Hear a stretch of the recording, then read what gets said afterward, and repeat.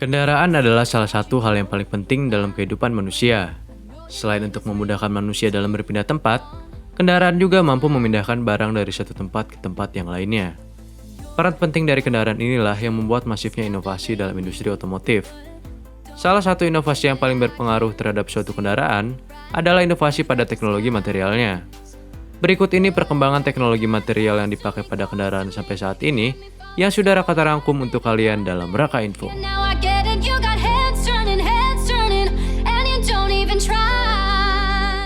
Saat ini teknologi material pada kendaraan sudah memasuki era lightweight materials atau material ringan. Untuk meningkatkan performa dan efisiensi pada kendaraan, industri otomotif harus melakukan pengurangan massa kendaraan dengan mengganti material penyusun kendaraan menjadi lebih ringan dan efisien. Hal ini diperlukan akibat dari pertumbuhan populasi.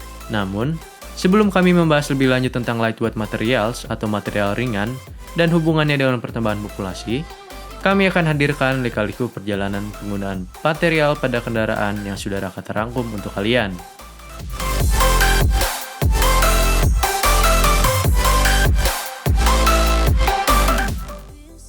Ford's Model T.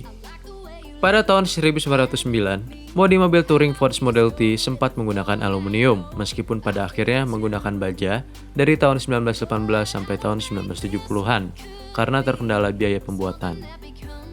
McLaren MP4/1 Formula One. Pada tahun 1981, McLaren MP4/1 menjadi yang pertama dalam menggunakan sasis komposit serat karbon, karena dianggap memiliki perpaduan antara kekuatan, kekakuan, dan berat yang ringan. Teknologi aluminium vacuum die casting.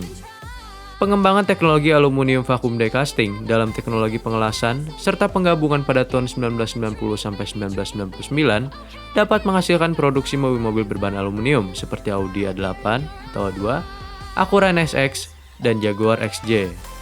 Acura NSX sendiri menjadi mobil pertama yang bodinya full menggunakan aluminium. Teknologi magnesium die casting.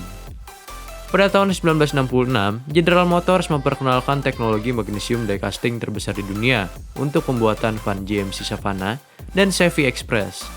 Teknologi material campuran untuk mobil ringan.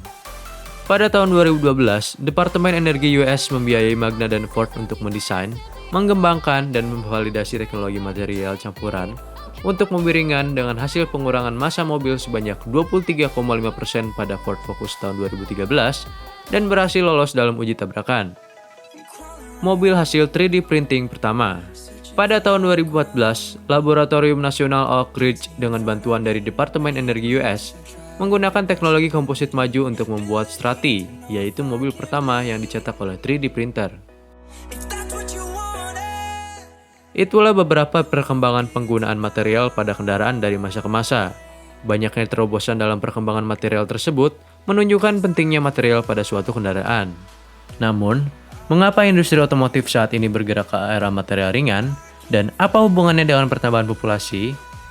Karena menurut data pada tahun 2018 saja, populasi manusia di dunia sudah mencapai angka 7,5 miliar dan diperkirakan akan terus bertambah.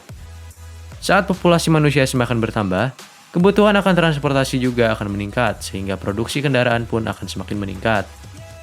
Untuk memenuhi produksi kendaraan yang semakin meningkat, diperlukan material penyusun kendaraan yang lebih efisien sehingga dapat mengurangi massa kendaraan dan berakibat pada berkurangnya konsumsi bahan bakar pada mesin, serta mengurangi emisi gas yang dihasilkan. Walaupun teknologi material ringan atau lightweight materials memiliki banyak kelebihan seperti berdampak besar ke pengurangan konsumsi bahan bakar dan memiliki keamanan yang lebih terjamin, terdapat juga kekurangan yang harus diperhatikan seperti adanya polusi suara dari luar kendaraan, terdapat peningkatan getaran kendaraan, dan masalah keelastisitasan.